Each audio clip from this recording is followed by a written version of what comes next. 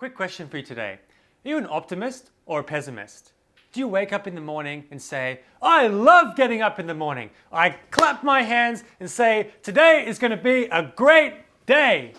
Just like Dickie Fox in one of my favorite movies, Jerry Maguire. Or are you more of a pessimist?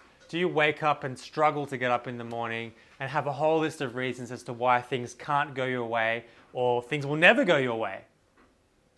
Well, I think it's all about perspective and the meaning that we give to the events in your life. And today I'm going to share a technique with you that you can use to change the meaning and change the perspective of the events in your life. It's a technique that can bring more joy, more vitality, more fun to your life, even if you're a pessimist. Now, it's not for everyone. Some people are going to find it a little bit too confronting, a little bit too challenging. But are you up for it? Hi, I'm Kristen Myers, and I'm the founder of Next Level Coach Co, where we help professionals and entrepreneurs who are looking to get to that next level in life, whether that's earning more money, finding more energy in their lives, more fulfillment, more vitality. We help them get there by breaking through their unconscious limiting beliefs and negative attitudes that hold them back so they can live their best, most fulfilling and joyful lives. When I was a young boy, about 7 or 8 years old, my parents used to drop me off at before and after school care. Because school went from like 9 till 3 or something like that. But my parents worked long hours, they were both high achievers. And as a result, and we lived a bit of a distance from the school. So as a result, they dropped us off at this place in the morning at like 7:30 or 8, and they pick us up in the evening at like 5:30 or 6. But it meant that my parents weren't around much, and I had to go to this place that, to be honest, I didn't really enjoy that much. I mean, yeah, I had some friends there, but it wasn't the place that I wanted to be. A lot of my good friends from school, their parents would drop them off at school and pick them up in the afternoon. So they'd always have friends coming over and they'd be doing exciting things, spending time with the family, eating the food that they want to eat. And it was great.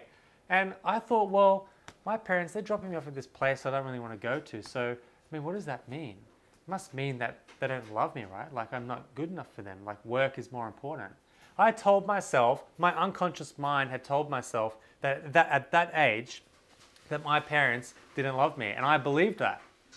Now I know that's not much of a problem compared to many kids. Like many kids either don't have parents or they don't have good role models or they've suffered terrible abuse, whether it's emotional or physical or other forms of abuse. But I did take a disempowering meaning from it, and it did affect me in many ways that I didn't realize until much later in my life. I took the meaning that I wasn't good enough for my parents' love. Now they never said anything to promote that or for me to believe that, but it's still the meaning that I took from the events. And when you're in a problem and you take on a problem like that, all you can see is the problem. It's a little bit like being in a problem. When you're inside a problem, living in a problem situation, the only thing you can see is the problem itself. It's like your head stuck in a bucket. It doesn't matter how much of an optimist or pessimist I am right now, the only thing I can see is the problem. My parents don't love me. I'm not good enough for their love. Why is this happening to me? It's not fair. Why is this such a big problem? Why do I have this big problem? No one else has this problem. My problem is much worse than everyone else's. So why is this so important? Well, life's too short to be stuck in negative emotions from the past. It's too short to be stuck in anger or sadness or fear, hurt, guilt, grief, any negative emotion. I mean, don't get me wrong. Those emotions do have a time and place and a purpose. But we don't want to be hanging on to them excessively for long periods of time. I mean, they stop us from doing the things that we want to do, they hold us back, they limit us. So we want to honor those emotions, but get them out. Let them come at the right time, but then process them and release them. Imagine what it would feel like if you could just let go, just like that, all of the anger, all of the sadness, all of the fear, all of the hurt, all of the guilt, all of the grief. All of the stuff that's stored up inside you. Maybe you don't even realize it, but these things do get stored up inside of us. Have you ever pushed an emotion down? I certainly have. So how do most people get out of the bucket? How do they get out of the problem? Well, for many people, and including myself, it comes with time, right? Time heals all wounds, as they say. With age and experience and wisdom, I started to see things from a different perspective. Have you ever had a problem and at that time it was a big problem, but then with time or wisdom or age and experience, things started to change? That your perspective started to change? I bet you have, right? And not only did the perspective change, but the meaning that you gave to those events changed as well. I started to realize that my parents were actually acting out of love for us. They were going to work, working hard so they could earn money, so that they could provide for us, so they could be role models, so they could create a future for us. I started to get it. But when you're a little kid, that doesn't make sense. You just absorb what's happening and your unconscious mind creates an emotion around it. So with time and maturity, my perspective changed and the meaning changed. So my perspective changed and the meaning changed. Well, what if there was a way to change our perspective and change the meaning that we give to the events quickly and easily? Skip all of the pain and suffering and just get the learnings, because ultimately it's the learnings that help us grow and the learnings that help us progress. It's not holding on to the pain of the anger or the sadness or the guilt that protects us. It's the positive learnings that we get, the learnings that help us grow and move forward. Well, there is a way, and I'm going to teach it to you today, shortly. If you're anything like me, then you're in for a wild ride. I thought that I didn't have any problems, no emotions. I was a pretty unemotional person, but it turns out that I'd buried a lot of stuff deep down. I didn't even know that those emotions were there. And I thought, oh, when I do this process, I'm not going to find anything and I'll move on. But for me, it created a huge change. I had all of these things that were really suppressed, and when they came out and came through, it gave me so much more energy, so much more vitality. I felt like a different person, like a huge weight had been lifted off my shoulders. And I want to give that to you now, today as well. So we need a way to see from outside the bucket. We need a way to see from outside the bucket when we're still inside the bucket. We need that other person's perspective, that other perspective. And we want to do that quickly, avoid the pain and the difficult times and the suffering. Maybe if you see the problem from another perspective, you might find that it's no longer a problem. What was a problem perhaps will no longer be a problem.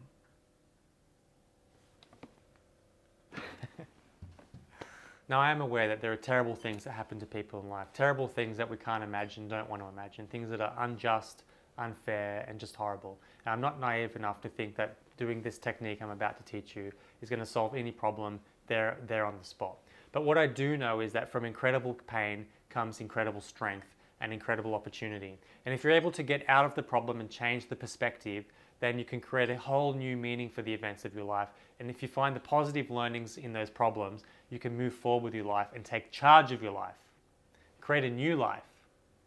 Now that might be hard to swallow and to take for people who've been through terrible situations, but I honestly and genuinely believe that all problems have a purpose, and that purpose is to push us beyond our boundaries that make us grow.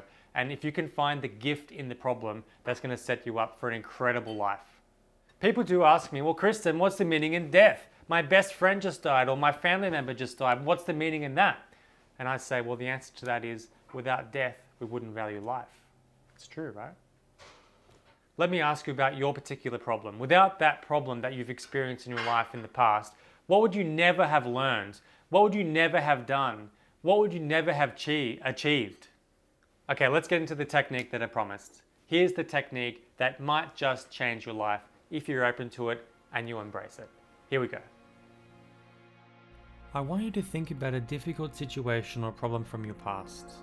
Long ago in your past, go back as far as you can to the earliest one you can think of.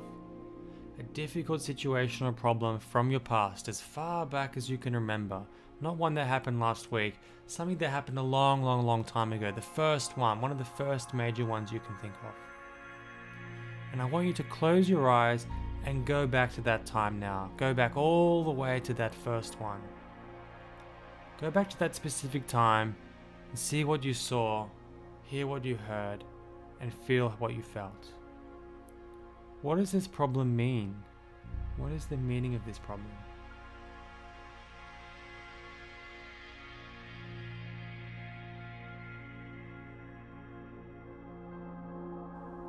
And now I want you to go right before it. Go back a little bit further back in time to just before the problem happened. And see what you saw, hear what you heard, and feel what you felt right before the problem happened.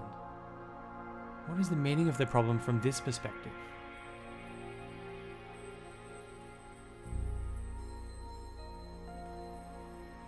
And now I want you to try on the shoes of the other person involved in this situation or this problem. Now you are that person. From their perspective, what do you see?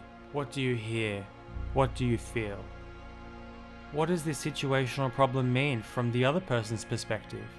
See it through their eyes. What does it mean?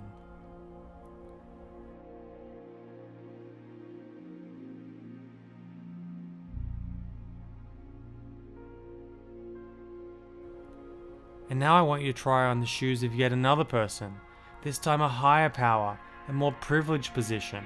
Perhaps it's the view of an expert, or a master, or a guiding spirit, or God, or the universe, whichever you like. Try on the perspective of a higher power, a more privileged position. And from the shoes of that higher power, what do you see? What do you hear? What do you feel? What does the situation mean? What is the meaning of this from the shoes of the higher power?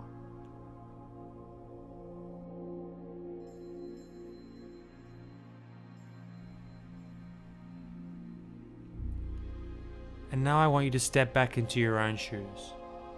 What is the truth of these events and these problems now?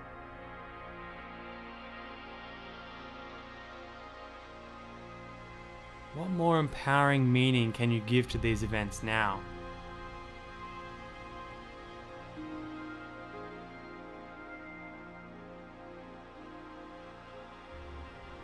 I want you to find a more empowering meaning from these events. Take a deep breath and open your eyes.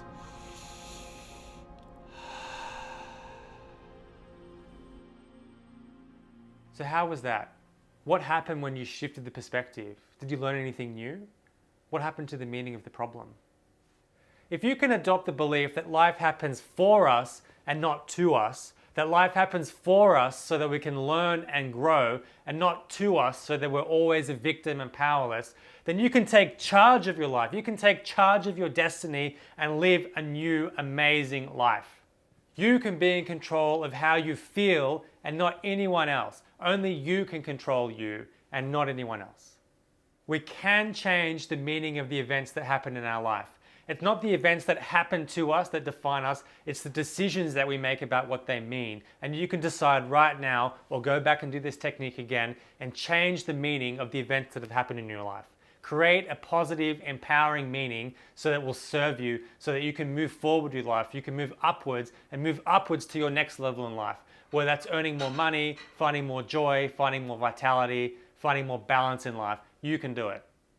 Let me know how you went today. I'd love to hear your feedback. Did this change anything for you? Do you have any new perspective, any new insights? I'd love to hear your feedback. Let me know by commenting below the video. That's all for today. I hope you enjoyed the video. As always, inspire yourself and inspire others. Cheers.